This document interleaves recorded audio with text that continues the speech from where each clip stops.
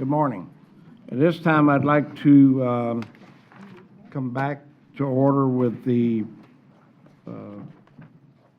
private client meeting. Special meeting of 9. Special meeting at 9 o'clock. To finish that, would County Attorney please read the... On behalf of the chairman, the private attorney-client meetings to discuss litigation strategy in the cases of Embassy Center LLC versus Pasco County, Florida, case number 51-2024-CA-00851-CAAXWS, Florida 6th Judicial Circuit, and Coastline both covers Nature's Coast LLC, Jeremy Gamble individually and Rebecca Gamble individually versus Pasco County, Florida, case number 51-202-CA-200-892-CAAXWS, Florida 6th Judicial Circuit, have concluded. As the board is aware, you cannot take action at a litigation assessment meeting. On the Embassy Center LLC case, we would like a motion to authorize the county attorney's office to counteroffer up to $100,000 payable only if the non-conforming sign is removed or made conforming within 1 year, with sign permits issued to the tenants in the interim as discussed in the litigation assessment meeting. So I'd entertain a motion. Question? Question? Is that in agreement with the way we wanted to pay that money? What you just said? Yes. You're authorizing us to negotiate those details Okay. with... Then I will make that motion. Okay, I got a motion I'll second. and a second. Does this have to be roll call or? No, it just, okay. All those in favor of the motion say aye. Aye. All opposed, like sign. Nay. So I've got 4 ayes and 1 nay. So the motion passed 4-1. And in the case of Coastline Boat Covers, Nature's Coast, we believe we have adequate direction from the board in the litigation assessment meeting by consensus to move forward with a proposal on that case. Okay. So there's no motion needed for that? No motion is needed. Okay. And you can move into your 10 a.m. agenda. All right. So at this time, I'd like to welcome everybody to our, would normally be our 10 o'clock meeting, but I hope everybody enjoys the mood lighting that we have today. It's a new trial Mr. Chair, system. just before Yes. you open up the 10 o'clock, we'll just need to switch Okay. over in the system. All right. Thank you. So you want to switch that over and let me know when you're ready?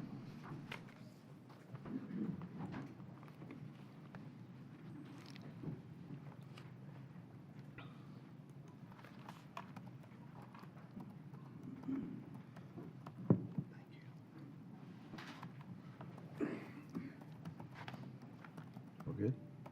Not yet. Got to pay the bill. No pressure. I said no pressure. All right. We're Thank good? you, Mr. Chair. All right. Good morning. We'd like to call to order the Pasco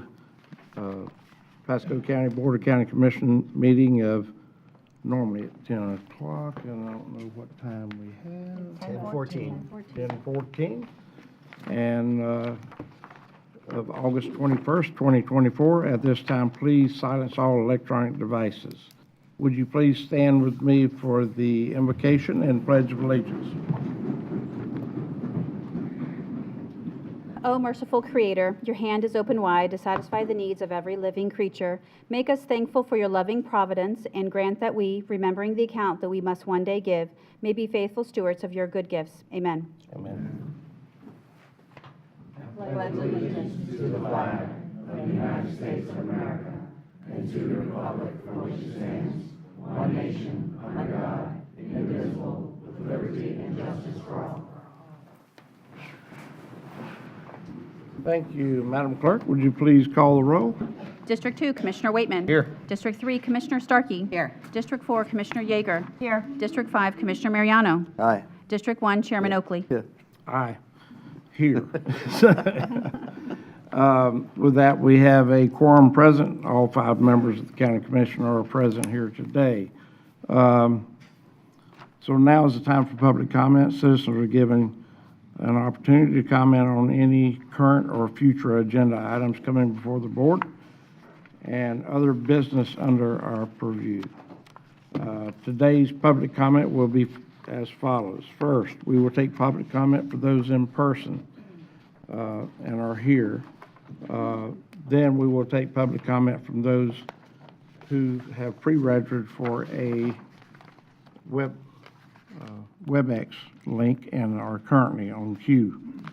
We request that when you address the board, comments are directed not personally against a commissioner or a team member, but rather directed at the issues. This provides mutual respect for our board members and the public. After stating your name and address for the clerk, a 3-minute timer will be activated. After 2 minutes, a single beep will go off, leaving you 1 minute left to finish your comments. At the end of that, 2 beeps will go off, and you should wind up your comments to the board. Are there any folks signed up for public comment this morning?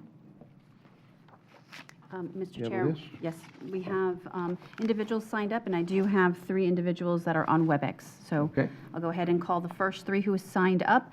I have Michael Tantalo, Tom Wilbert, and Jerry Peckhouse. Sorry if I mispronounced those names. Name and address for the record. Yes, it's Michael Tantalo. Address is 10044 Lakeview Drive, Newport Richey, 34654.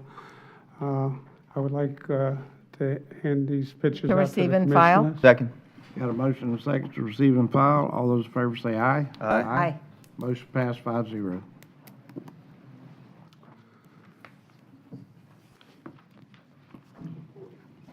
Should I wait for you to receive the pictures?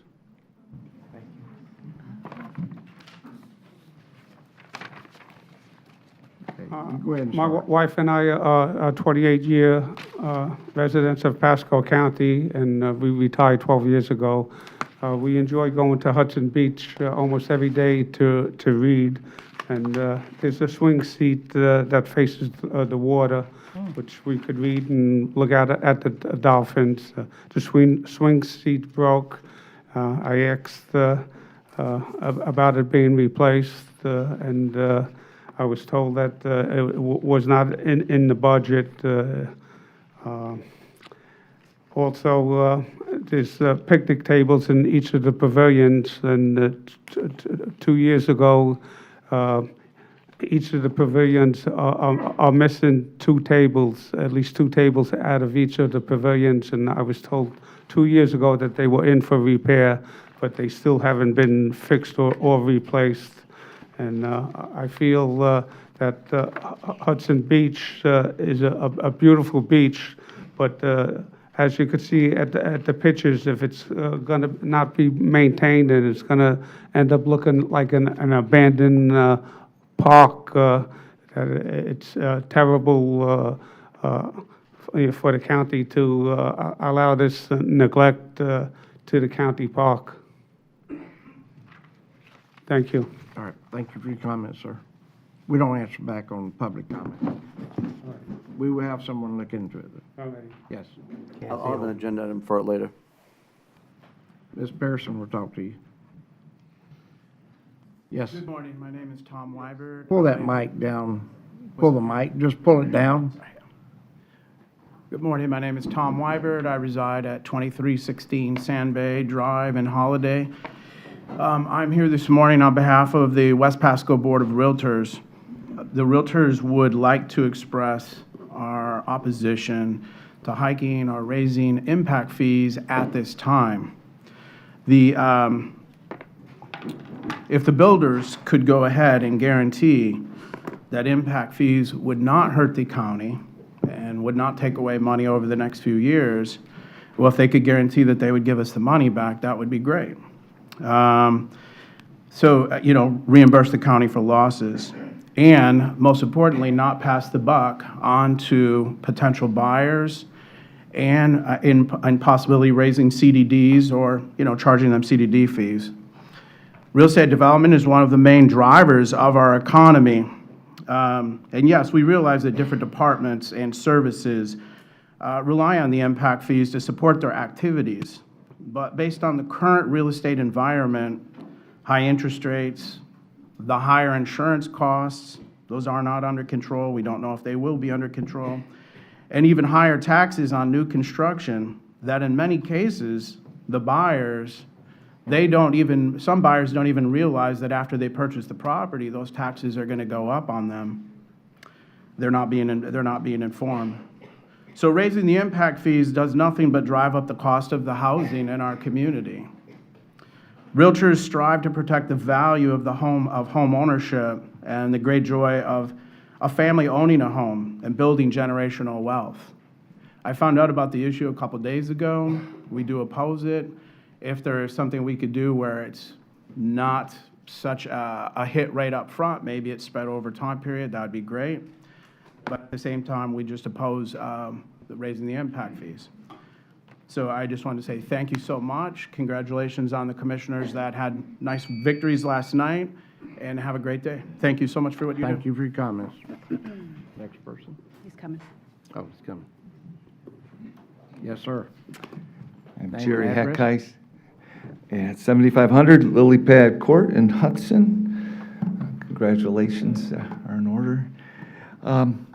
I'm sure that you're aware that the governor, the leader of the Republican Party in our state, is leading a strong opposition to Amendment 4. He was in Tampa and at length exposed this deceptive, extreme proposal to amend our Constitution. And this is an amendment that has been financed by Planned Parenthood, ACLU, George Soros, and out-of-state funding, that it's going to radically change the atmosphere of our state. It will leave unborn without protections. It will overturn such a sacred thing as parental rights in this surgical procedure, and it lays a dangerous precedent for other surgical procedures as well. But it will also cost the state significantly in terms of litigation cost. Right now, another state is pressing, there's litigation to have Medicare-funded abortions, and this would lead the way for that. And there's a multitude of reasons. I'll leave others to give some of those details, but what I'm asking is for you to join the governor and others who recognize this is not only a poorly crafted, costly, deceptive amendment, but it's an affront to the culture of life. And it's an affront to the recognition that we're created in the image of God. It's an affront to the idea that life is sacred, and when this kind of thing passes, all our lives are diminished. All our lives become endangered. And so we're asking you to just encourage Pasco to be a life-affirming place to live, but also to be a leader in encouraging that culture of life here in the state of Florida by joining the governor, by joining Collier County, by joining Hillcrest County, and unanimously adopting a resolution opposing Amendment 4. I do have some copies, including the Collier County amendment, which might help you in framing your resolution, should you choose to do so. You want to hand those in? Yes. Move to receive and file. Second. Got a motion second. All those in favor say aye. Aye. Motion passed 5-0. Thank you for your comments, sir. Okay. All right, the next- Anyone else in the room wish to speak that maybe Mr. Chair, did I not? have more signed up. Oh, you I got did. more signed up? Okay, I thought you only had 3. No, sir. Okay. Valerie LaFrance, followed by Leonard Lord, followed by Peter Castellani. Good. Just name for 3.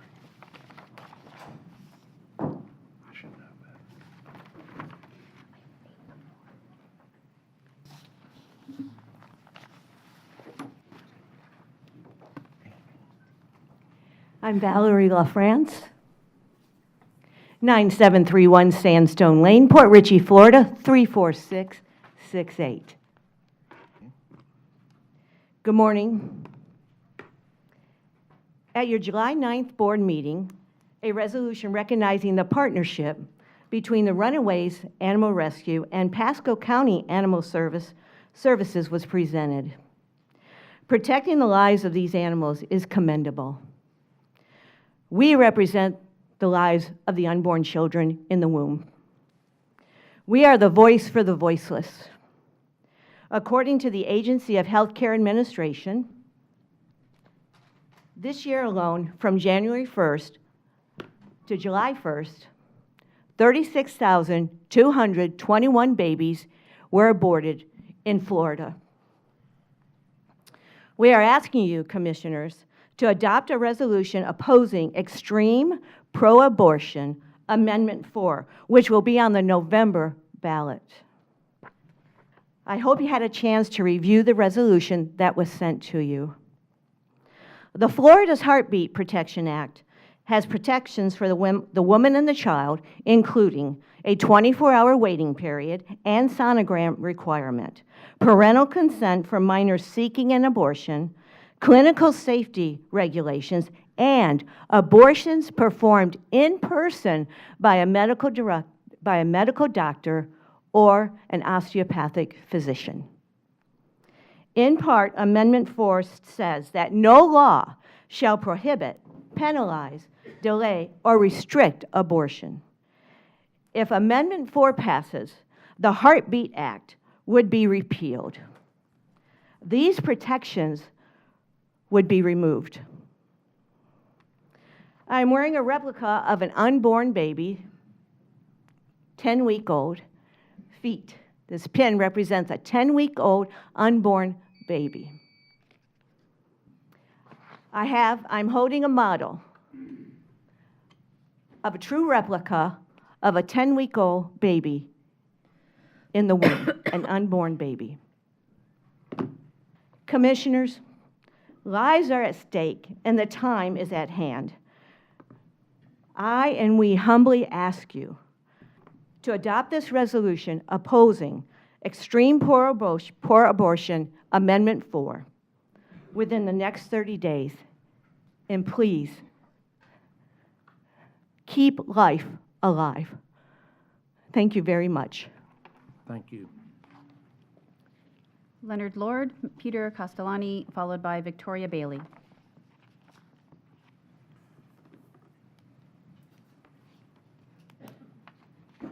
Yes, sir. Leonard Lord, 9525 Sunbeam Drive, Newport Richey, Florida. I was up about 2 this morning and, just wrestling through what I share with you, encourage Pasco County to stand for life. And I went over the legalities, and then I was kind of tired, and I thought, well, maybe I can rest a little while. And when I laid down, I had a dream, and that dream came from what I'd read. Each day, I read what the Lord said to the kings over in the Old Testament to read His law every day unless they pervert judgment. So I try to read it every day, and I had read about how Israel had went into fornication and immorality with the Moabites, and how there was a plague, and it was stopped by Phinehas standing up and stopping them from committing it, and how it was righteous for him. And then it went on to talk about the shedding of innocent blood, how their children had been sacrificed to false gods. And when I saw innocent blood, to think, don't let innocent blood be on the hands of us here in Pasco. And then it went back to what happened. When is a child there? If you read the account of the birth of Jesus, Mary, when the angel spoke to her about our Lord being born, he said, your cousin Elizabeth is 6 months with a child. When Mary went in and spoke to Elizabeth, it said John the Baptist, that baby leaped in her womb at 6 months old. And then Elizabeth, by the word of the Lord, says, when the mother of my Lord spoke, this baby leaped in my womb. What is that saying?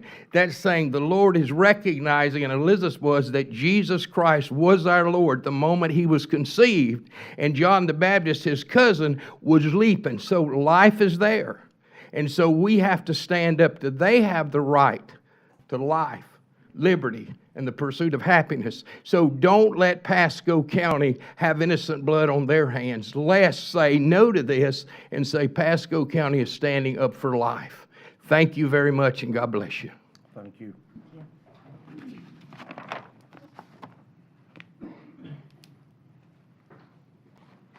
Good morning. Good morning. I'm Pete Castellani. I live at 20804 Orchard Town Drive in Land O'Lakes, Florida. Most of you know me personally. I am the founder of Oasis Pregnancy Care Centers, where we have helped over 8,000 families in our community right here free of charge. And these families are families that need help on our desperate situations. But the answer is not to terminate their pregnancy. Their answer is to get help.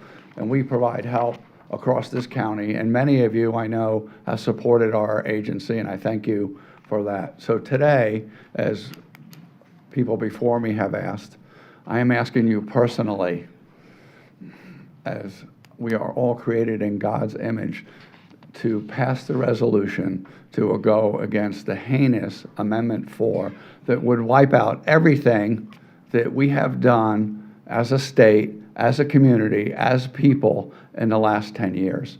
So I'm pleading with you as God's people to not let that happen. I know where a lot of you stand, and I thank you for your stance. So I'm going to be short. Others before me have spelled it out. So please don't make my job any harder. We are still here. We're going to still continue to fight for life. So please pass that resolution. Thank you very much, and God bless. Thank you. Victoria Bailey, Keila Nunez, and Pastor Troy Peterson will be next. Good morning. Victoria Bailey, 1512 Canberley Court, Trinity 34655. Okay. Good morning. It's an honor to be here this morning. I'm a Pasco resident of 3 months, and I'm very excited about it. I only moved from Pinellas County, but I kept coming to Pasco, and I just fell in love with the community and the people. So it's an honor to be here this morning, my first time as a new resident. I am here to speak up for Amendment 4. I'm a stepmother. I have 2 daughters, and I have 4 grandchildren, and I'm very excited. I just became a great-grandmother. And my granddaughter is, she's 23, and when I asked her, I said, so tell me, Natasha, you are going to have this baby, aren't you? And she said, Grand V, how could you possibly ask me that question? And I said, well, I guess those few years of taking you to Bible study paid off. And so I'm very proud to stand here and ask you, and thank you for your service. I'm here because of this community and the people. And it's because of the leaders that make the right choices. So I'm here to ask you to sign that resolution. I'm very, very excited to be a member, and I thank you for your time and your service. And please pass the resolution that we vote no on Amendment 4. Thank you very much. Thank you. Keila Nunez, Pastor Troy Peterson, followed by Pastor Jen Kurovac. Sorry. Okay. Good morning. I'm Kayla Nunez. I live at 9067 Sunshine Boulevard, Newport Richey. And I'm here also asking you guys to please oppose Amendment number 4. The only one who has the right to take a life is the giver of all life, the creator of all life. And I believe that he has entrusted you guys with the opportunity to stand up for what is right and what is lawful under the true and original law, which is God's law. And as a mother also, God has tasked us, or as parents, that we are responsible for the children he has gifted us with. So taking a parent's right to not be involved in such an important decision as ending a life that is alive, just as it's been already declared here, is something that a parent should definitely be involved in because our children need our guidance in something that important. And so, again, that amendment is very inconclusive, is not the right word, but the right word doesn't come to me right now. So it's not clear enough that it leaves too much to interpretation. It causes too many things that may go wrong in a situation like that. And so we have the responsibilities as parents, as lawmakers, as God's children to choose life. So please oppose Amendment 4. Thank you. Thank you. Thank you. Pastor Troy Peterson, Pastor Jen Kerouac, and Reverend Mary Ann Kusmuel.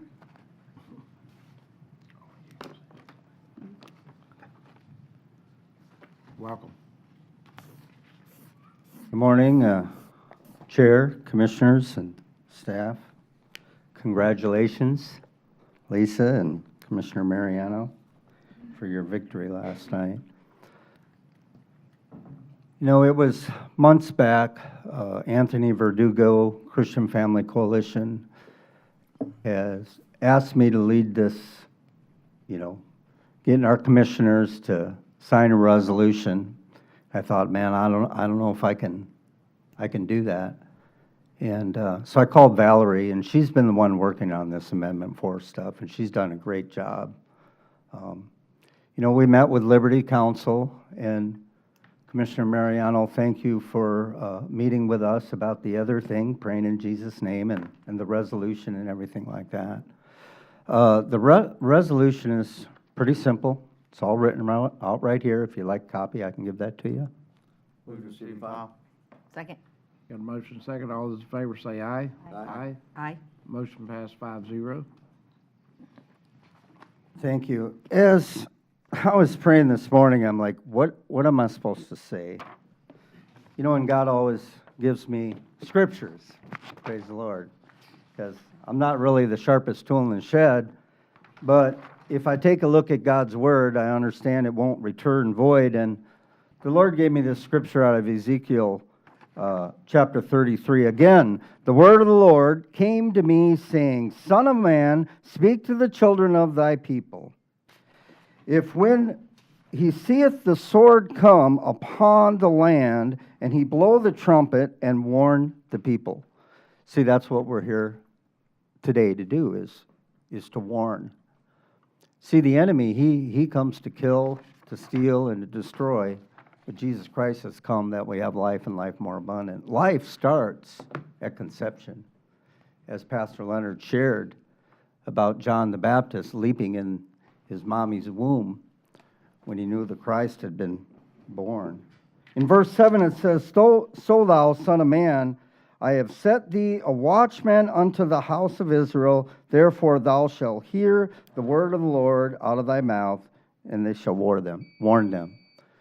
And so it's a calm word that turns away wrath, right? I'm not threatening, but I do know that if I don't let you all know about this, then blood will be on my hands. And I believe wholeheartedly that you all want Pasco County to be a premier county. And so one of the ways we can do that is we can follow the leadership of Colliard County and Gilchrist County and Trenton City Council, and we can sign that resolution and stand with our governor to vote no on Amendment 4. Thank you for your time. Thank you. Pastor Jen Kerouac, and then Reverend Mary Ann Kusmuel. Good morning, Pastor Jen Kerouac, 15925 Green Glen Lane, Spring Hill, Florida, 34610. To begin with, I want to say that, and I want to let everyone in this leadership group, because it's not just y'all, it's people here to the left, to the right. I want you to know that at Shady Hills Mission Chapel, we pray for each and every one of you each and every week. We pray for our local government, our state government, our national government, and our world government leaders, because I know personally that that is very important. I also want to thank each of you, but most importantly, Commissioner Mariano, assisted with advocating for a job fair to take place at Shady Hills Mission Chapel, and has connected us with Mr. Engel and other folks. So we do give thanks to you for that, because we know that right now, the environment that we're in, there is a significant need for people to have jobs. So I do thank you for that. I also know that through our efforts, and I have learned that you do not start with the federal government. I have learned that you don't even start with the state government, but you start with the local government leaders. And so I'm standing here today as you each are my local government representation. I appeal to you as well with my colleagues that you would absolutely consider how Amendment 4 has been written, and that you absolutely consider the resolution that they have presented you with. I'm also asking and advocating that the commissioners consider having one meeting per month, Board of County Commissioners meeting, one per month after 5 p.m. to assist in getting the involvement of the entire Pasco County constituents that you serve. I would be grateful for you considering that. I wear my purple in respect and to honor Overdose Prevention Month with many of my other colleagues. We give thanks to you for that recognition, for your support and your continued support of recognizing the drastic need for this abatement program and supporting those organizations that have the ability to assist those that are struggling with substance use disorder.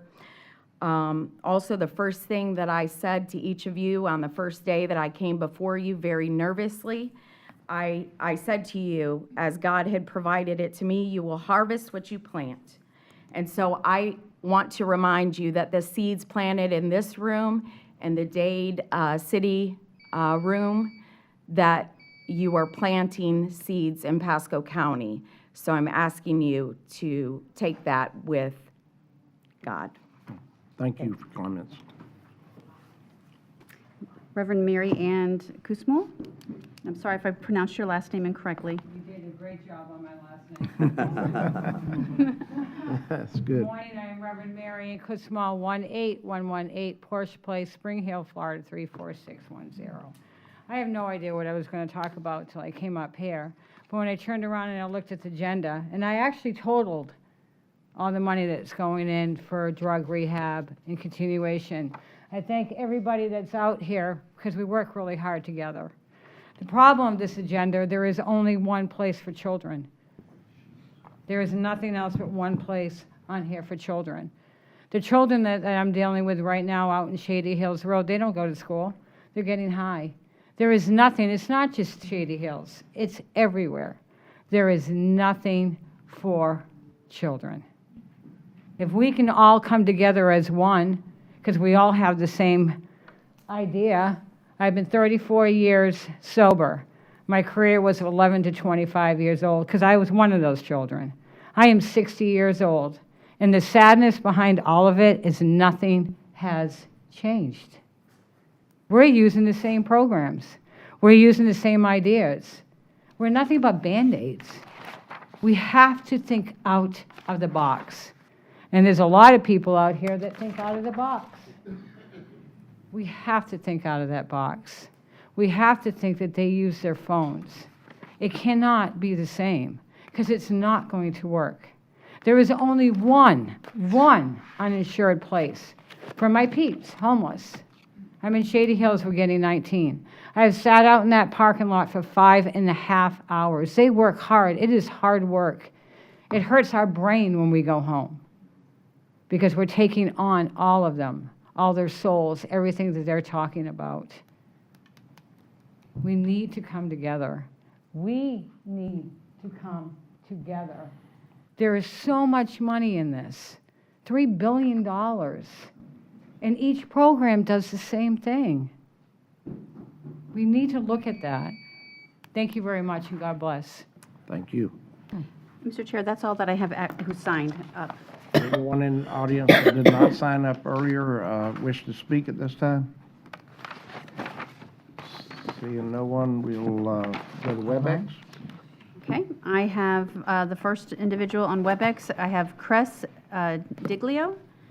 Hold on just a second. You'll be elevated.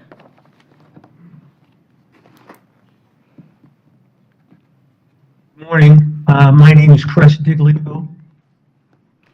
Am I being heard? Yes, sir, we can hear you. Go ahead and state your name and address for the record, and then you may begin. Thank you. My name is Chris Diglio. The address of the property is 125, no, I'm not even sure. 15215 US Highway 19. It's a commercial strip center, small strip center. And what else do you need from me? Oh, that's fine. Your name, address, and then you can begin your comments. Great, thank you. Well, thank you, Commissioners, for giving me the opportunity to speak. I've been dealing with the Pasco County Building Department for almost 2 years. I had a tenant move into this property. First of all, I'm a disabled veteran. I have Parkinson's disease. I rarely get to the location. But anyway, about 2 years ago, I had a tenant move into the property. He opened up the wall between 2 units. The building inspector caught him and issued a fine and told him that he needed to get a permit. Instead of getting the permit, he just left the building and left me holding the bag, so to speak. So I've been trying to get a permit to put back what he destroyed, and I haven't been able to get this. About 3 weeks ago, my daughter, who's an attorney, sent a notice to the head of the building department. And within 2 days, we had a conference call with him and several other people that were on the line. At that point, they told us exactly what we needed to do to get this permit. We've done it. And so now we send over the plans to the building department as they instructed us. I get a call 2 days later saying, well, we need 3 copies, not 2.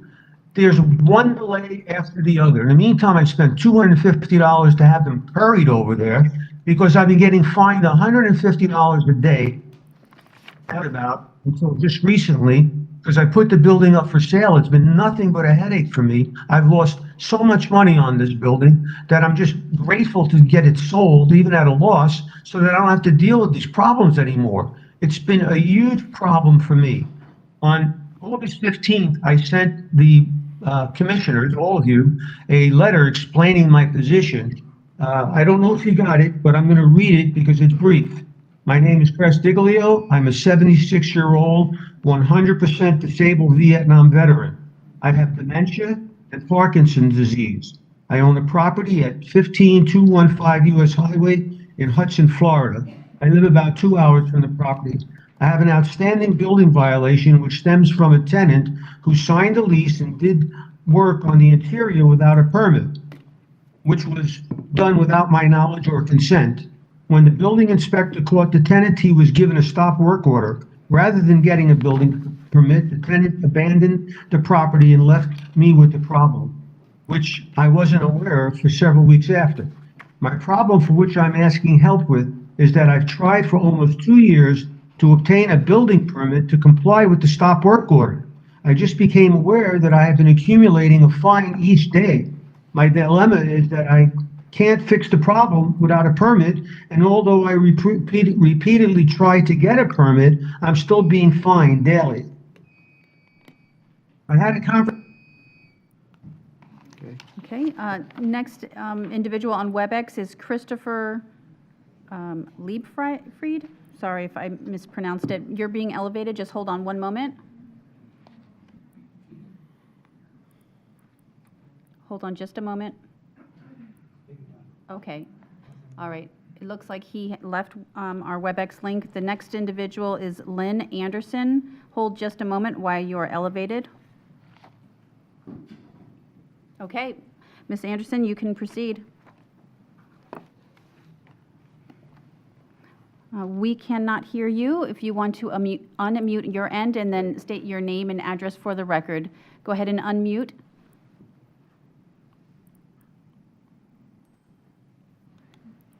I'm unmuted now. Can you hear me? Yes, we can. Okay, good. I'm Lynn Anderson with my husband Vince. We live at 9040 Warwick Lane in Heritage Lake in Newport Richey, Florida. And I emailed my objection to you on August 5th, so you should have that in front of you. We are objecting to the Oaks Park MSBU assessment. We made the same objection in August of 2022, and at that time you tabled it until more research could be conducted. But you did not change the boundary map, and that is our objection. The Oaks Park boundary map was unfairly drawn 10 years ago in 2014 by the GIS department. Now, I was advised by Christina Corden, Natural Resources Superintendent, that those within a half a mile from the closest point as the crow flies would not be in the assessment. But I calculated it using the Google Maps distancing feature, and you'll see that in the email I sent you. We are clearly outside of the half a mile requirement, as is the rest of my fellow residents at the Cambridge Commons Village inside of Heritage Lake. We also noticed that the boundary map does not include Villa del Rio. They're not listed at all in the map, yet they are only 1/4 mile from the Oaks Park. So we object that the GIS department drew a map which includes the entire Heritage Lake complex, even though there are those of us outside of it, and there are other closer complexes not included. 2 years ago, we requested you to redraw the boundary map, and you did nothing. And we are back at the state again 2 years later. At the very least, Villa del Rio should be included in the same assessment, which would, of course, have the effect of lowering the annual amount for everyone. In fact, I even talked to Keith Wiley back in August of 22, and he agreed that we were outside of the half mile requirement and should not be included. So at this point, we hereby request to be removed from the assessment on the grounds we are not within the half mile requirement. And we also request that other complexes who are much closer be added to the MSBU boundary map. Thank you. Thank you. And I just want to check one more time, is Christopher on the WebEx? Okay, no, he is not. So, Okay, Mr. Chair, so that that concludes. All right, that concludes public comments. So we'll close that section and we'll move on to resolutions. And let's go to RS1. All right, if you are here for Guardian Fleet Services, their partnership with Pasco County Fire Rescue, please step to the podium. I believe we have quite a few members here today. But you heard a little bell, and some of them had to leave. Yes. I will go ahead and read the resolution. Resolution number 24-168, a resolution by the Board of County Commissioners of Pasco County, Florida, recognizing Guardian Fleet Services, Inc. for their partnership with Pasco County Fire Rescue. Whereas the Pasco County Board of County Commissioners is committed to ensuring the safety and security of all those living and visiting Pasco County, and whereas Pasco County Fire Rescue, PCFR, greatly appreciates the support and partnership of local establishments to assist in the mission of continually advancing the public safety capabilities to serve the community, and whereas Guardian Fleet Services, Inc. is a Florida-based towing, recovery, and specialized transportation provider with over 30 terminals throughout Florida, Georgia, Kentucky, and Texas. And whereas Guardian Fleet Services, Inc. routinely provides readily available resources that allow the PCFR Special Operations Division to generate real-life scenarios that provide authentic specialized training in diverse disciplines otherwise unattainable without the emergency response. And whereas PCFR Special Operations personnel are continually advancing their knowledge and expertise in areas that have and will continue to save lives in the community because of their partnership with Guardian Fleet Services, Inc. And whereas the Pasco County Fire Rescue Department wishes to recognize and express sincere gratitude for those who coordinate these efforts in the shared mission to protect and serve the community. And whereas Pasco County recognizes Light Duty Manager Kevin Moore of Crockett's Towing, Heavy Duty Manager Andrew Cornelius of Crockett's Towing, Area Manager Chuck Ruth of American and Import Used Auto Parts, Rural Operations Manager Jason Chase of American Recycling Solutions, Heavy Duty Operations Manager Mike Swanson of Crockett's Towing, and Terminal Operations Manager Ken Nealon of Crockett's Towing. And whereas all team members of Guardian Fleet Services, Inc. have been supportive and professional in this incredibly valuable partnership and provide Pasco County with over 100 vehicles, including tankers, buses, RVs, and passenger cars for specialized training scenarios. And whereas, with the assistance of Guardian Fleet Services, Inc., PCFR obtains an extensive supply of resources for vehicle and machinery rescue operations and technical level training, allowing over 120 PCFR members to receive a certification in vehicle machine rescue. Now therefore be it resolved by the Board of County Commissioners of Pasco County, Florida, that said board hereby recognizes and expresses gratitude to Guardian Fleet Services, Inc. as a vital provider in enhancing the Pasco County Fire Rescue Department's capability to generate authentic, specialized training scenarios that has and will continue to save lives of Pasco County citizens and visitors. Done and resolved in regular session with a quorum present and voting this 21st day of August 2024. Move to approve? Got a motion? Second. Second. All those in favor say aye. Aye. Motion passed 5-0. Welcome. Do we have a spokesman or several spokesmen? We have several. First of all, good morning, Tony Perez, Fire Chief. Good morning. Fire Rescue. Thank you for the support, Commissioner Oakley, and just acknowledging one of our community stakeholders and the impact that they've had in our community. As you can see along the wall, the show of support from our Special Operations Divisions. These are all the men and women that are out there on the front lines, and as you can see through the slideshow, just some of the scenarios that they were given to work through.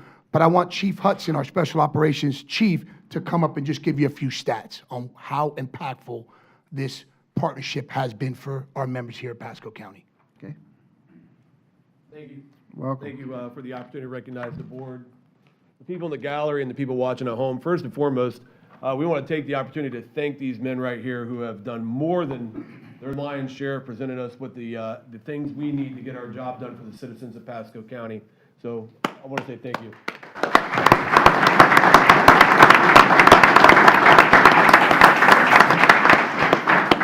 Inside of Special Operations, we collaborate. We collaborate a lot, not just with Crockett's, but with Public Works, with Supervac trucks to run trenches.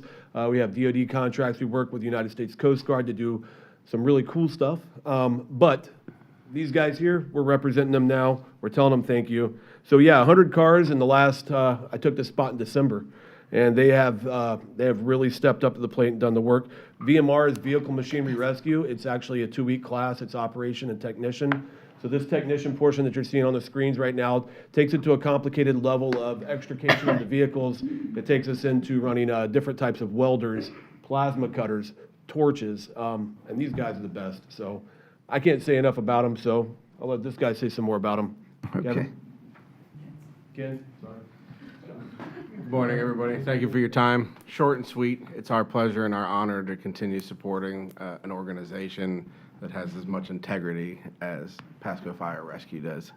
We look forward to continuing the relationship going forward and look to see how we can boggle their minds with the new scenarios in the future. Thank you very much.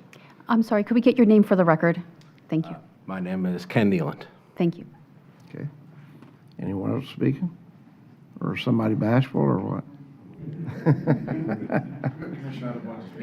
Nope, they're all good. They're all good. They're Okay. good, thank you. All right. Well, thank you, and we certainly appreciate everything that y'all do for our citizens here in Pasco County. And I know they support you because a few years back they all voted in through our elections that they support you and bring on new fire stations and a lot of good things that happen. And you know the board's been working together to bring you up to top of the list, and basically you're very much making us a premier, and the safety issues you give us that protect our citizens go untold. I mean, they just continue to match up to what we expect out of a premier fire department that we have here. And thanks to Chief Perez being here and being a part of that. But it takes leadership, even those ground crews that go out, it takes a lot of leadership from the lower level all the way up to the top to do the right job. So, and we appreciate the fact that y'all are here to help us also with our fire department and providing safety for all of our citizens. We certainly appreciate that.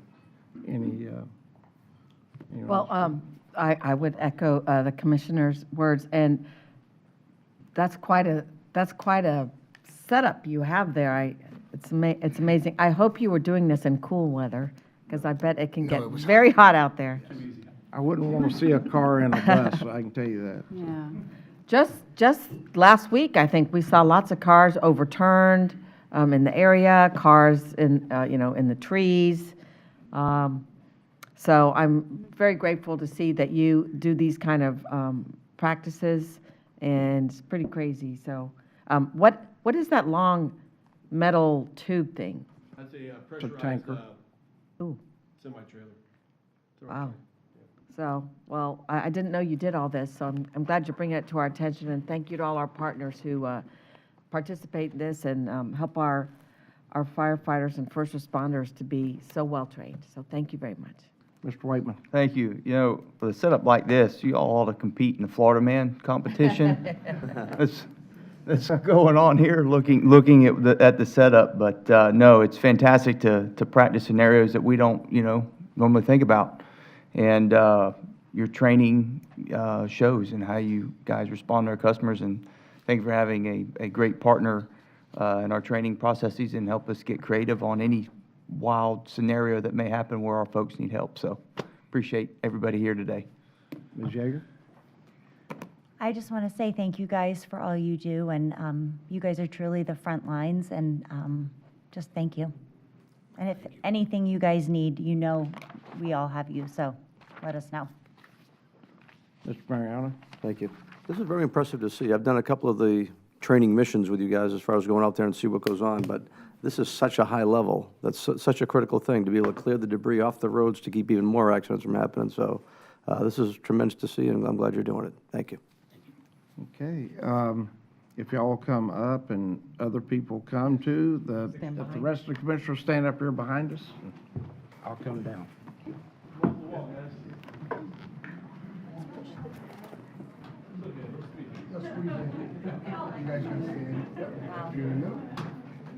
Hey, Chief, you want to We are going to have a long day. Yeah, we can have some go off. Yes. Yes, please. What's our time?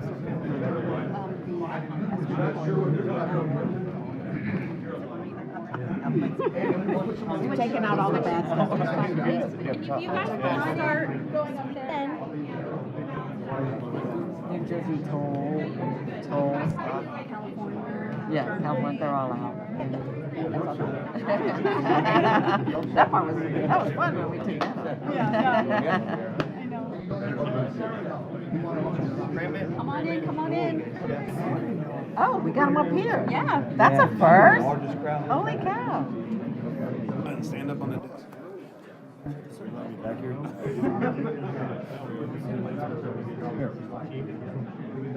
Here. Oh, wait. Run. Maybe they got to get down in front. Yeah. That's Tim Cruz. My head. There you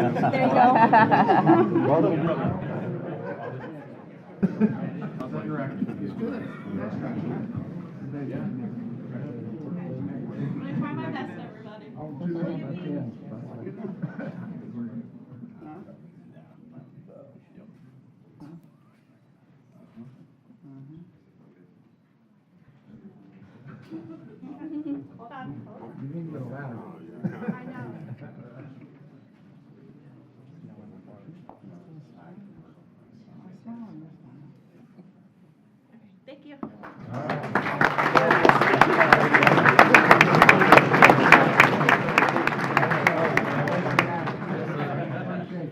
Happy to do it. Certainly appreciate it.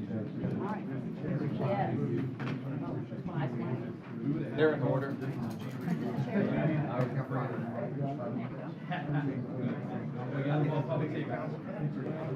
Well, you know, they like gone down in front, I think. Now, what is this? It's one of the resolutions. Oh, okay. Community Development Grant, I think. Wow, that'll cut you.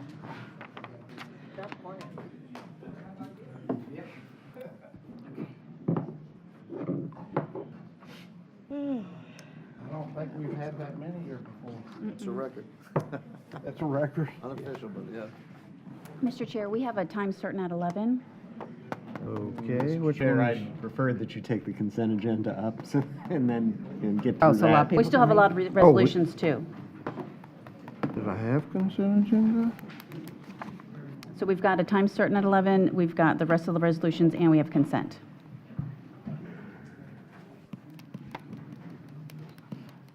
Time certain at 11. Can we get an abbreviated report at 11? Can we get an abbreviated report at 11? We'll make it as short as you guys want. Okay. That's perfect.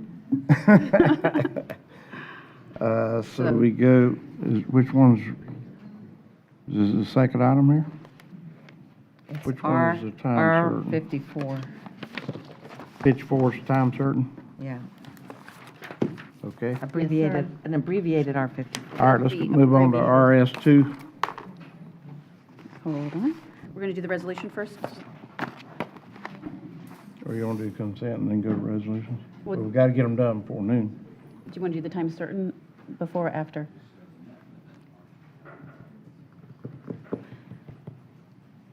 Let's go ahead to time certain now.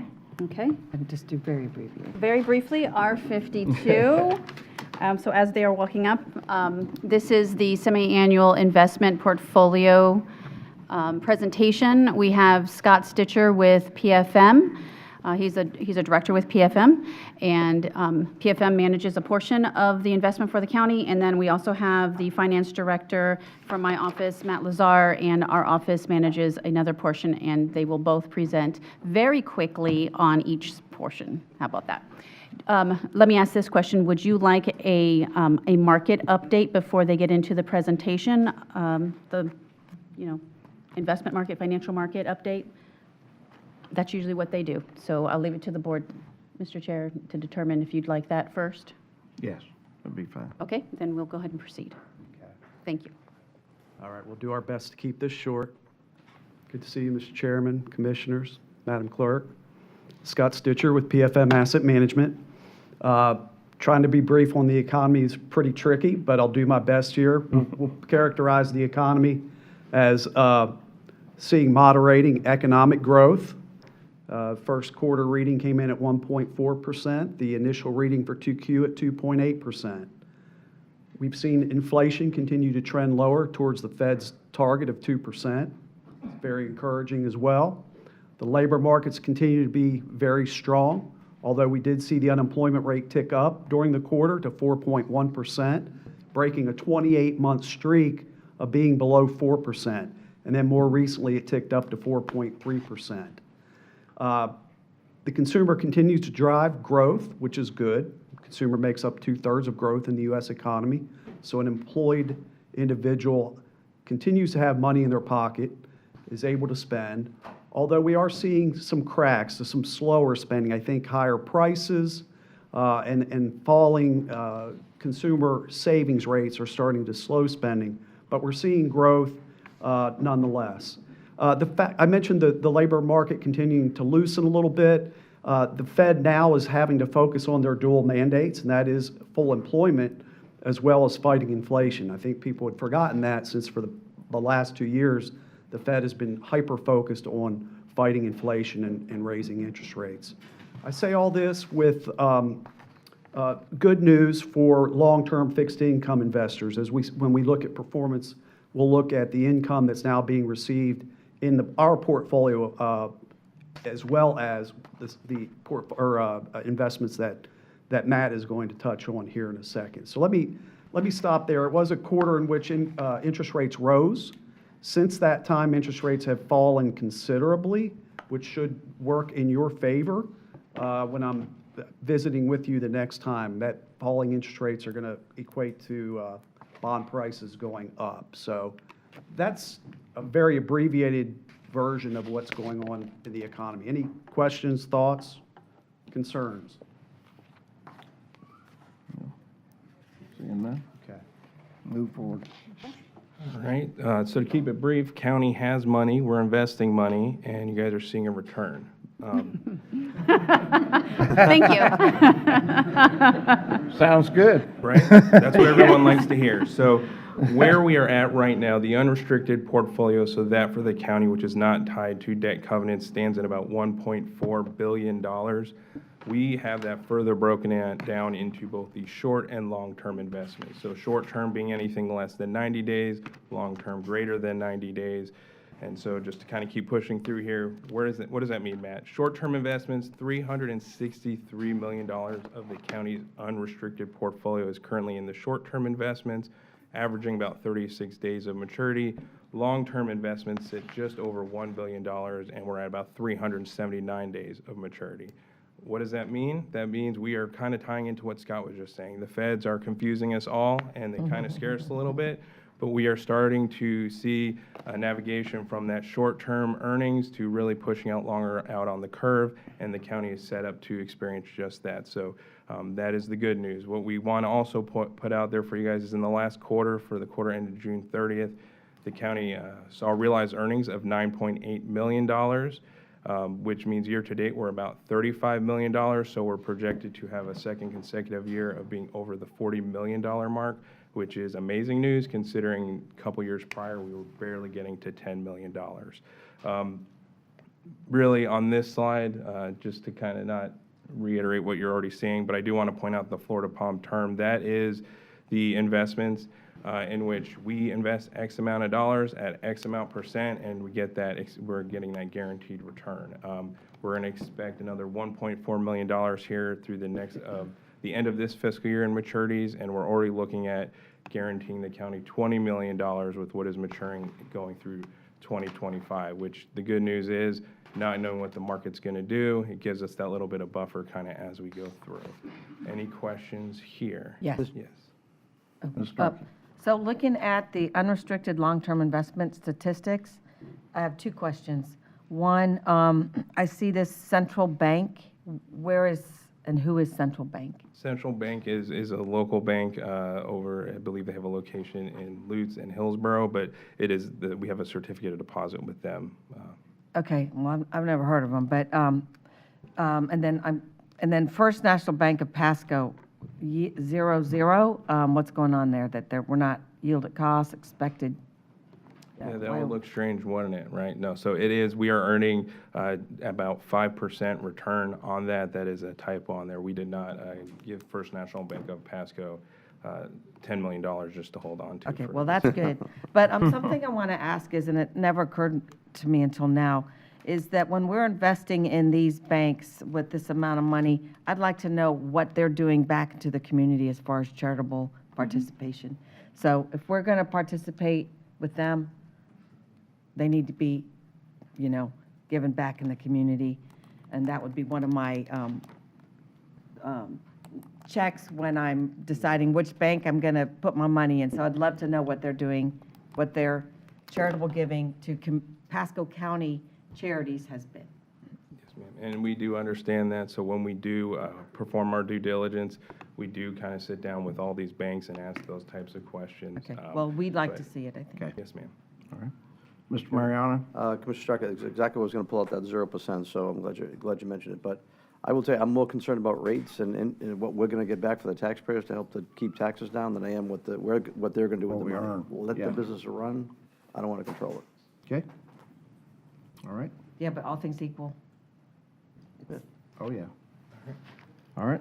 And then this will be my last slide here, and then we'll see if there's anything else you guys want to discuss. But you'll also see this repeated in your board packet. We gave you the quarterly investment summary that the finance team produces for you every quarter. And what you're seeing here is the county is well within the restrictions placed by the investment policy. So the gray outline is the maximum limits, and the blue fill-in section is exactly where the percentages stood as of June 30th. So the finance team monitors the investment policy as well as Florida statute, and this is kind of where we currently sit. We usually see that local government investment pool and Florida prime number creep up during October through December as tax revenues come in, but that's where the finance team really kind of focuses to make sure we're not exceeding the allowable limits. And any questions on that? Okay, thank you. Nothing else? You guys are good? Yeah, this is the Good news. abbreviated. Okay, thank you. Good report. Thank you very much. All right. In the process of saving time, because it seems like we're running behind today on things, let's move back to the consent item and take them up now. I have a pull sheet with C22 withdrawn, C48 withdrawn, C49 withdrawn, C25 pull and discuss, C34 pull and discuss, and it looks like C46, is that the pull and And discuss? C34, that'll be just really, really brief for me. And I'd like to pull P78. You can't pull it. Or, I meant, I can't discuss it. That's public hearing. If it's. That's got a public second- hearing. That'd be this What is afternoon. it? Hold on. Is it, It's the storage, yeah, that's your afternoon public hearings. oh, okay. Yeah. It's on, it's on consent then, but you'll do, We'll you'll we'll in pull the it when we, afternoon. Okay. yeah, we'll do that. Okay, is any desires on any of the other consent items? Seeing Or none, entertain move a to motion? approve the consent agenda. Mr. Chair, the motion to also approve the addendum item for consent. Which is, what's the number? What's It the? is AC 121. Add AC 121 to my motion to approve. Go with the seconder? All right, I got a motion and a second. All those in favor, say aye. Aye. Aye. Motion passed. 4-0. Okay, now we'll take up the first item to pull and discuss is C25. Who has that? That was you, it's under your name. It's Nick's coming. next item. Good morning, Mr. Chair, Commissioners. Nick Uren, County Yes. Engineer.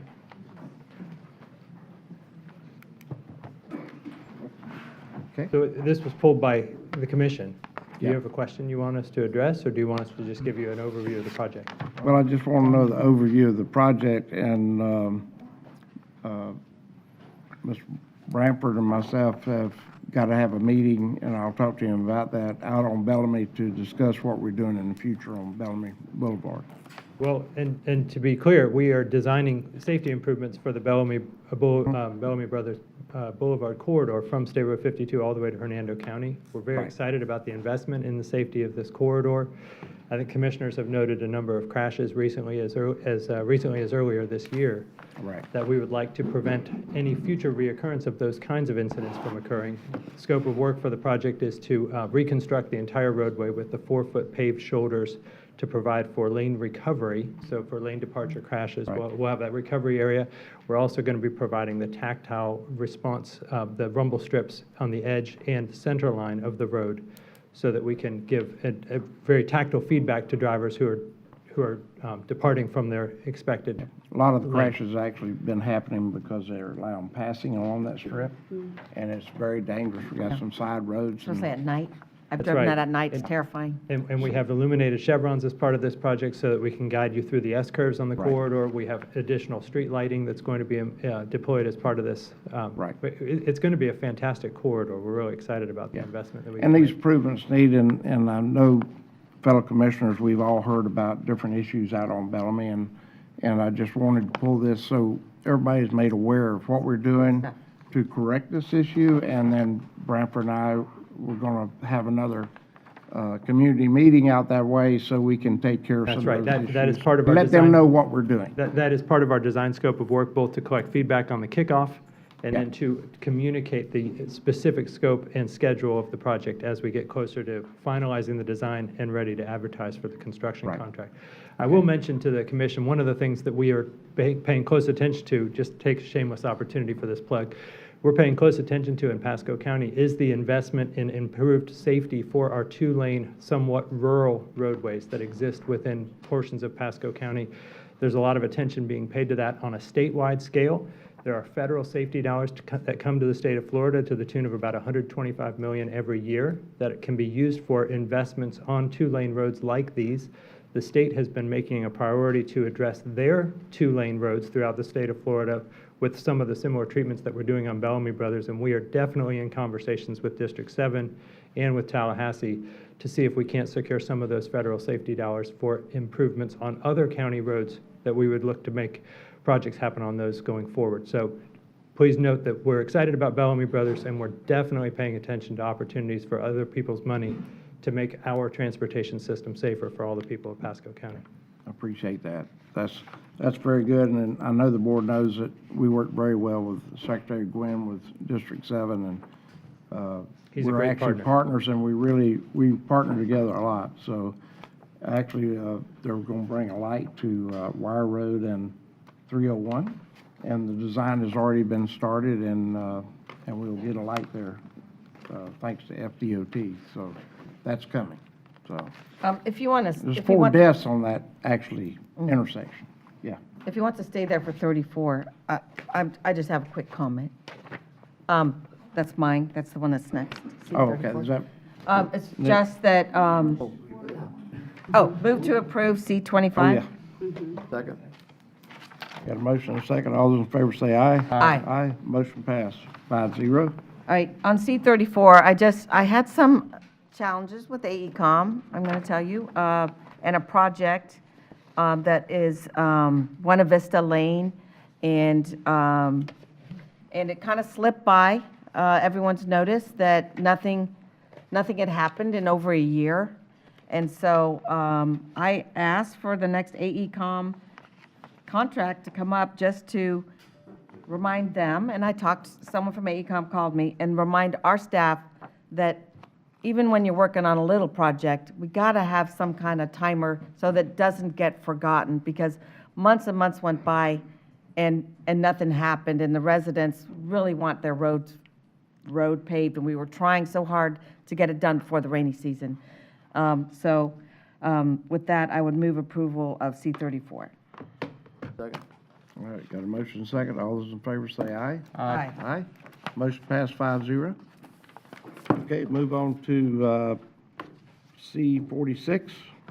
Thank you, Mr. Chairman. And the reason I pull this, I just want to just have a quick comment to it, because I think it's phenomenal that Firehouse Subs has their foundation, which is giving the county $331,699 for improvements for our county. I mean, it's just tremendous, and I just want to kind of say Firehouse Subs a couple of times to promote them. But if you want to talk about what the improvements will be, but I'm going to be fully supportive. Oh, boy. I'll Firehouse up. Very Hey, quickly. Hello again, real quick. Like 30 stupid- seconds. 30 seconds, I can get you in 30 seconds. During the Hurricane Idalia 2 years ago, we noticed a gap in coverage.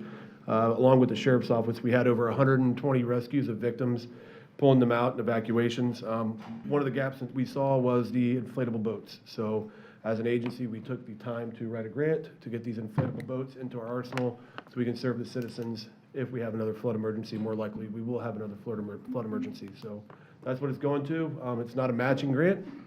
Nice. It's straight from their firehouse to us, our firehouse, so. Okay, I'm going to go get a firehouse, so. that's good. I'm glad I eat lunch there about every board day over here. So, While C46 is the item you're talking about, the description on your pull sheet is for C45, but we are talking about C46. Okay, I was the wondering. On mine, Firehouse it's sub. written out. Okay. Move to approve. So I have a motion and a second. Second. Okay, all those in favor say aye. Aye. Motion passed, 5-0. Thank you, guys. Thank you, guys. I got Thank it. you. Fly out. Oh, so my agenda was an old agenda, so they told me it was corrected, but I'll fix that. Thank you. Yeah, I had written on mine the right item, so it worked out. So that ends C items. Close consent and move back to resolution 2. Okay. If you are here for International Overdose Awareness Day, please come to the podium. This is kind of purple. You're on deck. I'm kind of got purple That's mixed not in even here. close to purple. There's nowhere close to purple. There is purple in there. I absolutely see purple. I don't see it. I'll go ahead and read the resolution. Resolution number 24-170, resolution by the Board of County Commissioners of Pasco County, Florida, declaring August 31st, 2024 as National Overdose Awareness Day in Pasco County. Whereas the Pasco County Board of County Commissioners observes International Overdose Awareness Day to raise awareness of the overdose crisis, honor those who have lost their lives to overdose, and acknowledge the grief of families and communities affected by this devastating issue. And whereas community members and organizations resolve to unite in reducing the number of overdoses in Pasco County, which experienced over 1,100 overdoses last year alone, and 289 of those resulting in fatalities. And whereas through combined efforts from first responders, treatment providers, recovery advocates, policymakers, and implementers, we work to educate and encourage our community to treat substance misuse and overdose as a critical public issue, a critical public health issue that affects individuals from all walks of life. And whereas we affirm that those affected by substance abuse disorder and overdose are sons and daughters, mothers and fathers, brothers and sisters who are deserving of love, compassion, and support. And whereas we are committed to increasing awareness of overdose prevention, reducing the stigma associated with this disorder, promoting harm reduction strategies, and expanding access to treatment services with a firm belief that collaborative efforts are key to achieving these goals. And whereas we recognize law enforcement personnel, first responders, medical professionals, and recovery advocates who are doing the critical work on the front lines, working tirelessly to reduce the number of overdose fatalities and provide life-saving interventions and connections to care in our community. And whereas through the approval and support of the Pasco County Board of County Commissioners, the Opioid Task Force has recommended over $8 million in funding to create and expand initiatives aimed at providing evidence-based tactics that support effective treatment, prevention, and recovery services. And whereas several community members and organizations participating in the Prescription Drug Committee meetings, the Recovery Roundtable meetings, and other community gatherings seeking to create partnerships and meet gaps in services, encourage all Pasco County citizens to participate in lighting their homes and public buildings in purple to honor those whose lives are lost too soon, and in recognition and support of those in long-term recovery. And whereas the Pasco County Board of County Commissioners acknowledges that only together we can strengthen our collaborative effort to combat this crisis in our community. Now therefore be it resolved by the Board of County Commissioners of Pasco County, Florida, that said board hereby declares August 31st, 2024 as International Overdose Awareness Day in Pasco County. Done and resolved in regular session with a quorum present and voting this 21st day of August 2024. Approval. Second. All in favor? Aye. Aye. Motion passed 5-0. Welcome this morning, and we're probably going to have to be pretty brief, but I just want to say thank you for bringing this to our attention, and I, as I'm sure my fellow board members, all know someone or have a family member that's been touched by this. So it's very, very important that we continue to work on this problem, and I'm thankful we're getting the opioid money. I'm very sad for the reasons why we are talking about it today, but thank you very much. And if you want to say something brief, Yeah, then thank we'll. you, Commissioner. I'm going to leave it to the people who are actually doing the work on the ground, if they want to say a few words. Try to be quick. Pasco County Commissioners and officials, I want to express my sincere thanks for recognizing International Overdose Awareness Day. It's a profound significance for our community. This day not only honors the lives tragically lost to overdose, but also marks the beginning of Recovery Month, a time when we come together to raise awareness, support those in recovery, and fight against the stigma of addiction. Your acknowledgement today is a powerful testament of your commitment to addressing the epidemic head-on, and it brings hope to countless individuals and families who are affected by substance use disorder. As we embark on Recovery Month, it's important to recognize that recovery is more than a journey. It's a movement that is gaining momentum right here in Pasco County. For those commissioners who haven't yet toured the Prevention and Recovery Community Center, which some of you we have sometimes scheduled and some have, but if you haven't yet, we'd extend a warm invitation to the center. Is called the Always Center. It's right there 1 block south of Main Street on US 19. This center is a testament of what community and collaboration we can achieve when we come together with a shared purpose. By recognizing the problem, we can begin to create meaningful solutions that offer more resources, hope, and opportunities for those striving to reclaim their lives. Together, we have the power to transform our community and make Pasco a place where recovery is not only possible, but is celebrated. Thank you for your leadership and for helping to make Pasco County a better, safer, and more compassionate place. Thank you. Thank you. Yes. Good morning. I just wanted to say quickly, my name is Kelly Rodriguez. I'm with Alliance for Healthy Communities. I'm on the prevention side, so as Justin mentioned, we have a prevention and recovery side of that Always Center. We have 2 coalitions, Pasco ASAP and our Stand Youth Coalition, so we are wrapping in the youth in what we do. We know that the recognition today not only honors those we've lost, but strengthens our resolve to provide hope and support to those affected and their children. Addiction does not discriminate. There are brothers, sisters, aunts, uncles, parents, and friends, and by shining a light on this critical issue, you help us move forward with renewed energy and determination. Your leadership ensures that we continue to prioritize this cause and work together towards a future with fewer overdoses and greater community resilience. Thank you. Thank you. Ms. Starkey, you go down and Yeah, take so a picture? I'll come down and they'll stand behind, and Yep. where's the, It's right here. It'll Go hand it down. to you over there. Okay.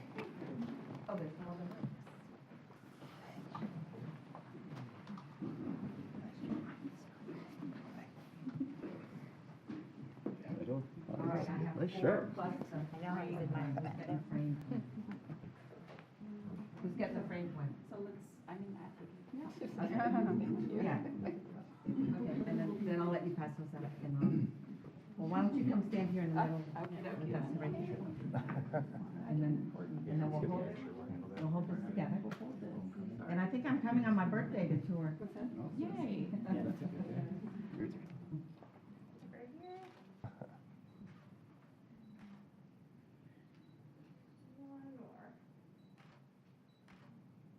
perfect, thank you. All right.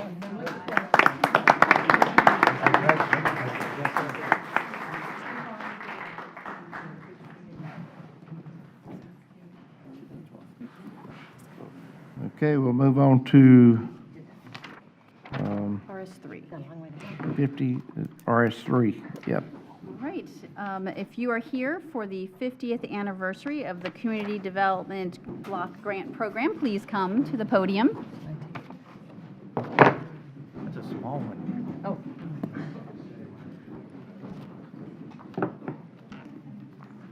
Want to stick them up here like this?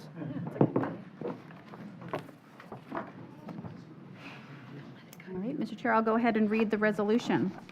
Resolution number 24-169, a resolution by the Board of County Commissioners of Pasco County, Florida, recognizing the 50th anniversary of the Community Development Block Grant Program. Whereas Pasco County's communities are the foundation for providing a high-quality life for its residents, and whereas Pasco County's Community Development Department has demonstrated a dedication to homeless initiatives, the revitalization of neighborhoods, production of affordable housing, and support of community partnerships. And whereas the Community Development Block Grant, CDBG, program was created through the enactment of the Housing and Community Development Act on August 22nd, 1974. The consolidation of 8 categorical federal programs into one block grant ushered in a new era of federal grant making, devolving federal responsibility for urban issues to local governments and providing funding certainty for communities. And whereas for 5 decades, CDBG has been the most effective and flexible federal resource used by local jurisdictions to support low to moderate income, LMI, populations, allowing communities to begin and implement strategies tailored to meet local needs and priorities.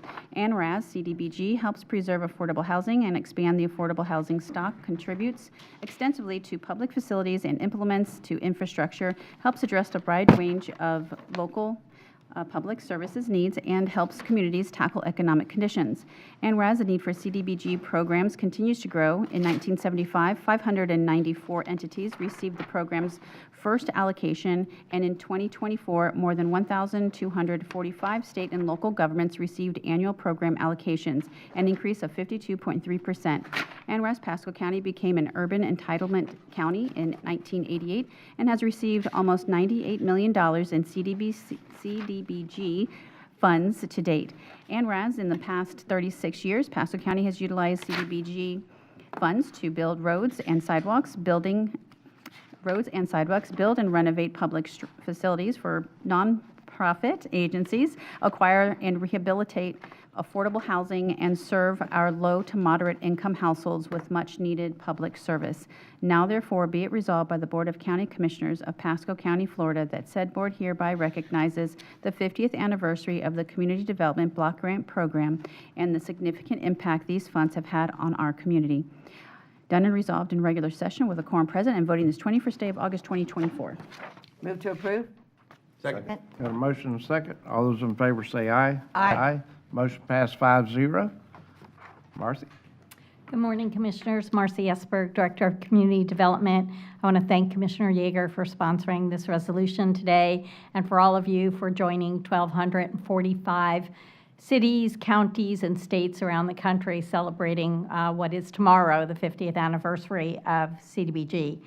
CDBG really is nothing more than a tool. It's money that's coming to our local government, and it's how we use it to serve our low and moderate income families and households that really does make a difference. And so today I just want to recognize all the people that make that difference. First, to the commissioners, every year we bring these projects to you projects and programs that you have to approve. So thank you for caring, thank you for listening, and thank you for supporting those projects and programs. Secondly, I'd like to thank our partner agencies, because as I say often when I go out to speak, the work isn't being done just with our office, it's being done with all of our community partners. And what a difference they make. And not only that they do the work, but they do something that's really critical and dear to the hearts of every government official and elected official. They bring leverage to the table. So they're not only using CDBG, but they're bringing private funds, they're bringing philanthropy, they're bringing volunteers, they're bringing state funds to the table. So they're leveraging for every dollar that CDBG is coming into the community, they're leveraging sometimes $3 and $4. And so what a difference that's making. So I do want to thank our community partners that are here. And lastly, our county team. Really, that every day they're kind of the unsung heroes of the work that we do. In community development, when I meet with our team members, the number one thing they say is, we're here to make a difference, and that's why we're here. But they do so much more because they need to know, and they make sure that the money is spent correctly and timely. And when we do that, then more money comes in. So that's what they do, and they do a really good job of it. I also want to thank some other departments, though, that may be not standing here, and I hope they're listening. We get a lot of support from Public Services, Grants, and Fiscal, and our clerk's office. They make sure that the bills get paid. A lot of work is done, and for those of you that might not know, all of our work is reimbursement. So that means the money has to be spent before we pay it. So it's so important for those bills to be paid and be paid correctly. And the county attorney's office, I want to give a shout out to Robin Rogers, and before her, Jordan Wolfgram. They've done a phenomenal job. All the work is done with contracts and agreements, and they make sure that that's done right. So today, we're recognizing the 50th anniversary. CDBG is often called the building block of our community, the building blocks, and so you all now have a commemorative paperweight to remind you that that CDBG really is a building block, especially for those of us in Pasco County. Thank you so much. Yeah, Marcy, thank you for everything you do and all your staff and the untold heroes behind us all that show us that in team there's no I, because this whole county administration and all our staff are a part of making everything be premier in the county. So we're very appreciative of everyone's work and what they do. So it's very important. A lot of people think they get hidden beside, but they're just as important as the first person in line as the last person in line. So, Ms. Yeager? Yep. So I am thrilled. This is my first resolution to sponsor. The 50th anniversary of the Community Development Block Grant Program. Over the past 36 years, the funds from this program have made a tremendous impact on our community, and I'm proud to see the continued growth and positive changes it fosters. In District 4 alone, we've seen remarkable projects come to life thanks to the CDBG support. Lake Lisa Park, the new Habitat for Humanity subdivision off Little Road, and the Steps to Recovery project, which is building emergency and transitional housing for homeless veterans on Trouble Creek, are just a few examples. Moreover, the transformation of the Boys and Girls Club into a family shelter, which went on to win national awards, and its testament to the program as far-reaching benefits. I would also like to thank the opportunity to recognize Marcy and the entire Community Development Department. Their dedication and commitment to improving the quality of life for our residents is truly commendable. Thank you for all you do to make our community a better place for everyone. Thank you. Ms. Starkey? I could say a lot, but we have very little time, so I'm going to keep this very brief. I too, she said it so well. Thank you so much for all you do. And in my district, we wouldn't have AM Skills because they were the starting impetus for us to be able to buy that property. So we're forever grateful, and so many people now have careers and are being able to pay their bills because of the CDBG grant that you guys gave us. So thank you very much. That's good. Mr. Mariano? Thank you. Yeah, we've seen over the years that CDBG has done a lot of great things in the community. Tommytown was one of the first major projects when I started many years ago that without CDBG wouldn't have happened. So thanks for all the great work you do. Okay. Mr. Whiten? Thank you. I just echo the board sentiments. All right. Thank you for your hard work, dedication, and loving care of all those in Pasco County. Okay. Mrs. Yeager, would you go down front and take a picture with them? We'll stand up here in the back, so, thank you.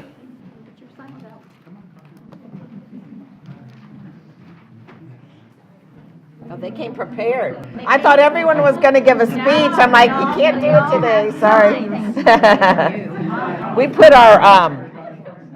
our little things up here. Look at that. Yeah. Well, they won't see those. No. We thought we did good. We had a good idea, but no one's going to see our little. We can hold it. I'll hold yours. Magnifying glass. Everybody's a part of it.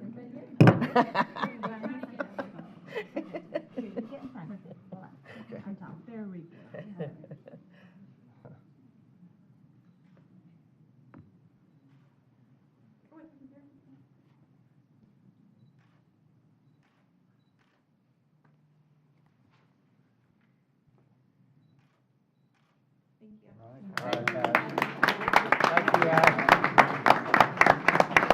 I have to go to Pepe, so if we go over, I have to leave, so you'll see me leave. Oh, I have a I speaking got one thing. more, so. No, I know, we have a lot more, we have a lot of Rs, but. Oh, no, I'm not worried about the Rs. Rs can come later. We're not doing all the Rs. Okay, we'll move on to Res 4. All right, if you're here for the Hudson High School JROTC Leadership and Academic Bowl Team, please come to the podium.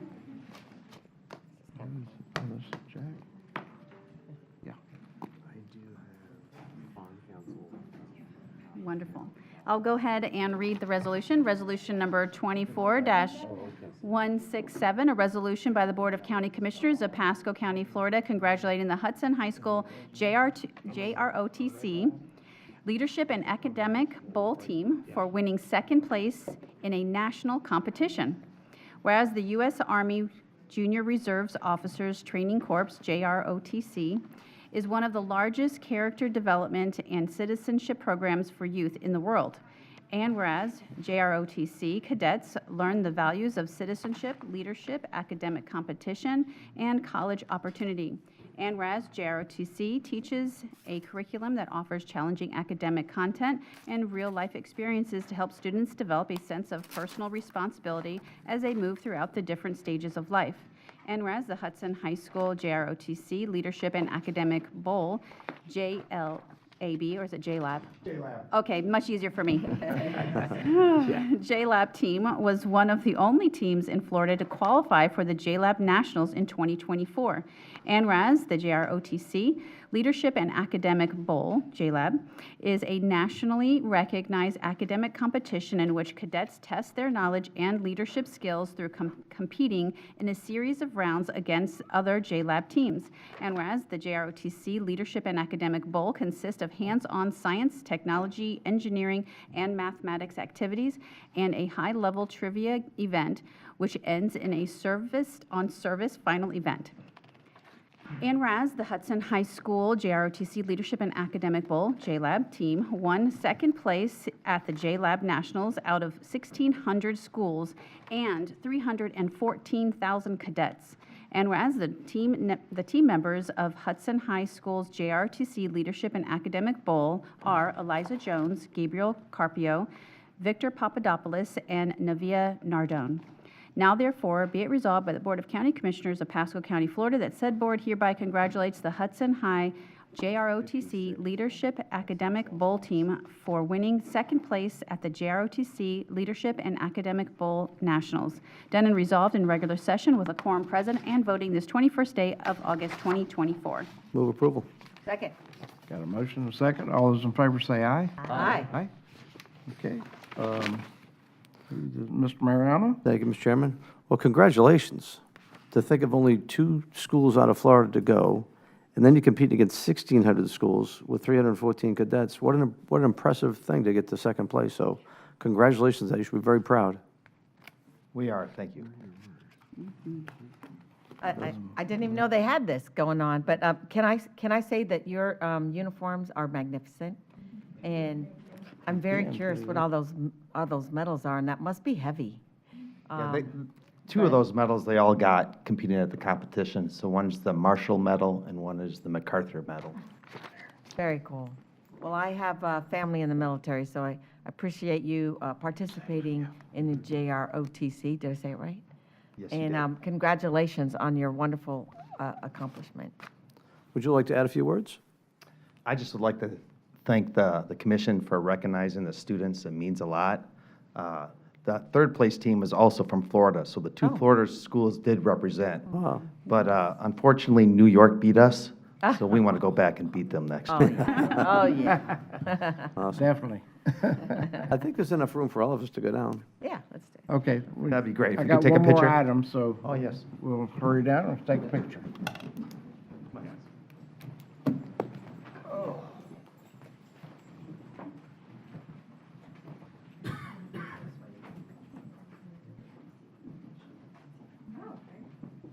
Yeah, we got them pictures. Yeah, instead of waiting to the end of the year when we have our Oh, award you're gonna take ceremony it, and all yeah. that's all the decorations. Yeah, we'll both.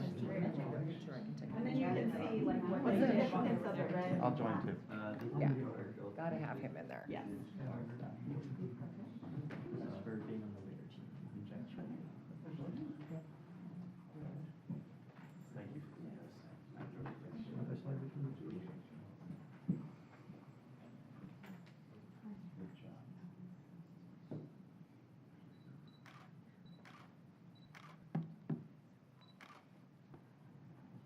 And then one more for the Commissioner's Facebook.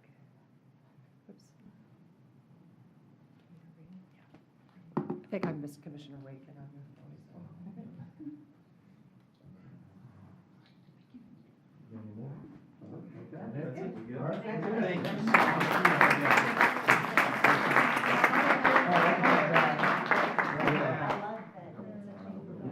We are.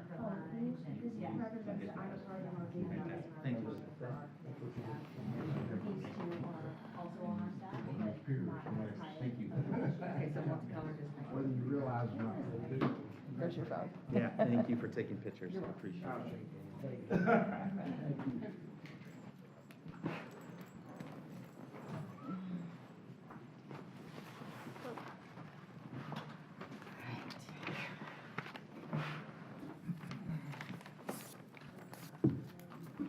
All right, we will take R56. Mr. Chairman, this is a resolution of the Board of County Commissioners supplementing the amended and restated Resolution 22-142 adopted on May 17th, 2022, authorizing the issuance of not to exceed $80 million of aggregate principal based on the Florida half-cent sales tax improvement revenue bond series 2024A. And I will not read the rest of this title. Wow. Good. That's a short version. The timing's helped you a lot, so. Amy Farrell, Budget Director with the Office of Management and Budget here in Pasco County. I'm here with OMB 240039. And as the county attorney was saying, this is our resolution to authorize the issuance of the Florida half-cent sales tax improvement revenue bond, Series 2024A, in a not-to-exceed amount of $80 million. We're also asking you to approve a budget amendment that will put the cost of issuance budget in place. So as we work through the sale and the bond closing, that budget will be in place to make all of those payments. And also award of bid to Bank of America Securities, Inc. as the senior manager and RBC Capital Markets, LLC as the co-senior manager for financial advising and underwriting. So what is that $80 million going to get us? Well, it's going to help us finish the expansion of the jail. We're estimating those costs to be roughly, and I'm rounding up a little bit for the sake of easy math, $43 million to finish that project out, and then $30 million for our Villages of Pasadena Hills Super Park. And then we've got some buffer in there because of the timing. As you can see, the timing, we're not going to sell them until September, so we needed a little bit of buffer in the not-to-exceed amount. And then here's some of the important dates. We'll come back on the 17th for pre-closing. We did just have rating calls last week, and we'll get those, we're scheduled to get those results tomorrow. And that's the end of my presentation, unless there's questions. Okay, any questions? I don't see any questions. All right. So this a item we need to vote on? Yes, please. Move approval? Second. So I got a motion and a second. All those in favor say aye. Aye. Aye. Motion passed 5-0. This authorizes the chair and the administrator and the county attorney to Sign the bond. move forward with the issuance bond of the issue. bond and Right. sign all the appropriate documents. That's part of the motion. And this is the last one of all those that were approved, is that right? No, this No? is not a general obligation bond. Oh. This is a bond, you were bonding the half-cent sales tax revenue that you get back from the state. Okay. So it's the GEO bonds, we are done with all of the draws. Yep. Or tranches. Yes. That was the last time I got to come hang out with you guys about bonds. Okay.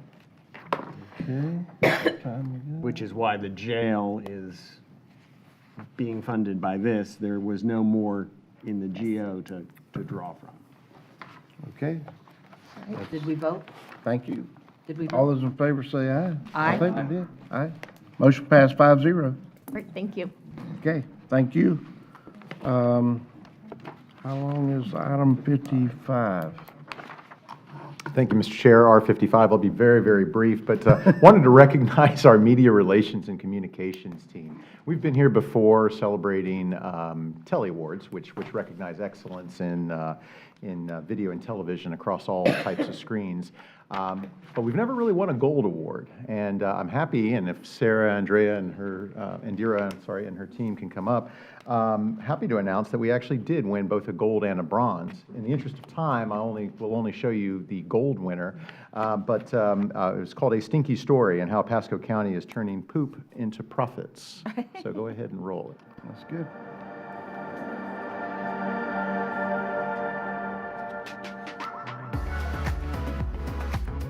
Pasco County's Solid Waste Department is always looking for ways to help the environment and keep things out of our landfill. Hi, I'm Shannon Kennedy with Pasco County Solid Waste Department. One of the projects we're very proud of here in Pasco is how we handle our biosolids. So let's just call it what it is. A biosolid is poop. It's flushed down the toilet and eventually ends up here. we have our very own public-private, one-of-a-kind biosolids processing facility that turns biosolids, or poop, into commercially available fertilizer. We paid for and built the facility, which is right next to our West Pasco Resource Recovery Facility, and Merrill Brothers operates it. Ted Merrill is the co-owner of Merrill Brothers. He's been in the solid waste business since 1982. Our Pasco County facility is our newest, and it is state-of-the-art. We bring in nearly 50,000 wet tons of product a year, and through our specialized process, we produce Florida Green fertilizer. At first, the sun does most of the work. We spread out the biosolids on our greenhouse floor and churn it up with the tractor and tiller. Large ceiling fans help to dry out the product. As the top layer dries, we till it again, exposing the wetter material from underneath. It doesn't completely dry out in the greenhouse, so we also use an oven belt pasteurizing process. We blow hot air up through the biosolids belt and through the product, drying the biosolids even more. The result is a high-quality Class AA byproduct registered with the state of Florida as a fertilizer. This process saves Pasco about $250,000 per year. Merrill Brothers is a great partner, and this project is very successful, both commercially and environmentally. Farmers use the fertilizer to grow crops and grasses for grazing animals. It's also used for composting and to grow sod and fruit trees around the state. Most of our fertilizer is sold to local agribusinesses, so it's even more of a win for Pasco's economy. This is just one example of how Pasco County and the Solid Waste Department are using innovative ways to minimize impacts on our landfills, benefit our environment, boost local businesses, and keep our waterways clean. Thanks for watching, and head to mypasco.net to learn more about how we're serving our community.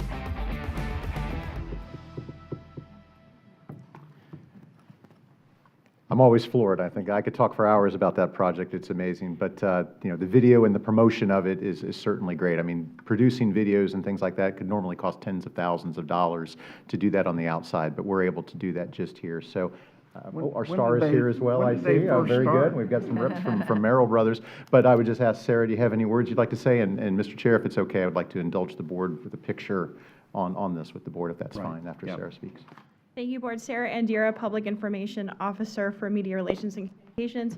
I just want to say thank you to the board and to all of you for your continued support of our division and our team. I want to say thank you to County Administration, Mike, Joanna, Dr. Mark Bellis for all of their support and leadership to our team and guidance, and of course the Assistant and County Administrators. It's our departments, it's our branches, it's the 57 lines of business that we collaborate with on a daily basis to tell our story and to tell the great things that happen in Pasco County on a daily basis. So our friends at Solid Waste are behind us. Shannon, who was the star of our video.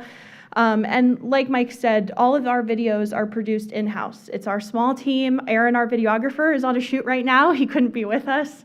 But we produce, shoot, write the scripts, and do all that with collaboration with the department. So thank you to everyone. Thank you, Mike. Thank you, Joanna. Happy you guys liked it. Yeah. Thank you, but I had one question. When did we start this? Because I remember doing the tour. Actually, the project was I think, originally negotiated back in 2014, 15 is when we got underway. Right. Construction, I think. I guess I took a tour in 16 when I Yes, was sir. around there. So, yeah, that's good. And I'll tell you, Yeah, but I want to. Does what? it smell? Yes. When- Yes. Smells good. You have something to say? yeah, I want to bring some CEOs, but I don't want to offend them. All right. yeah, it's a great project. It does smell like crazy, but I'll tell you, what they do is phenomenal. It saves us a whole bunch of money. Environmentally, it's great. And we had the Jordanian delegation over a few months back that they were very, very impressed with it. Right. You see Merrill trucks up and down 52 all the time. Mm-hmm. So I watch them, so it's but anybody else? I'm going to take the picture. All right, let's come down and take a They're the important picture. ones. All right. Get in the picture.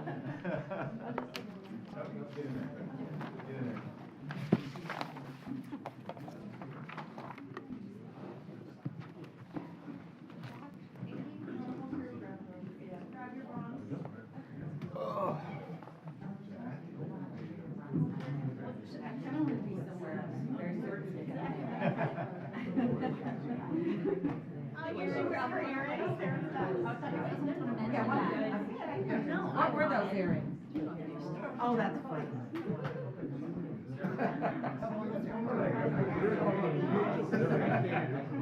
Okay,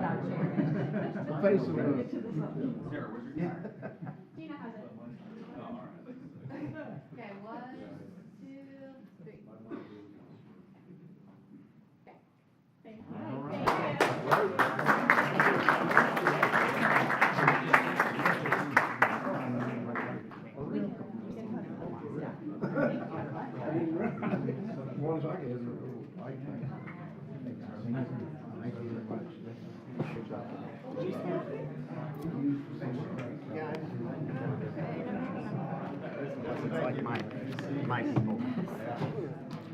This thing in a book of the breakdown. I'm over 50. I need to know what's blown up. These young people.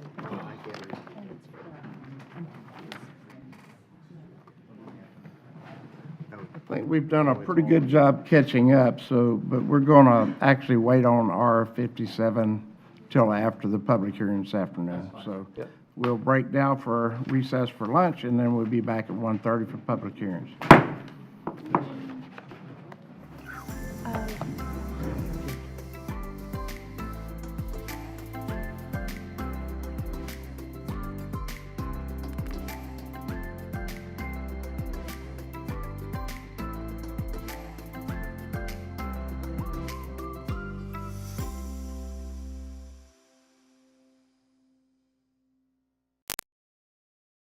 Pasco County depend on you to keep them healthy. Excess fertilizer, grass clippings, trash, oils, and pet waste wash into gutters and storm drains when it rains. Stormwater carries these pollutants directly into our lakes and rivers, creating an unhealthy environment for fish, waterfowl, and other aquatic animals. Storm drains are meant for clean rainwater. Most other discharges are illegal. If you suspect an illicit discharge, please contact Pasco County Department of Public Works at 727-834-3611.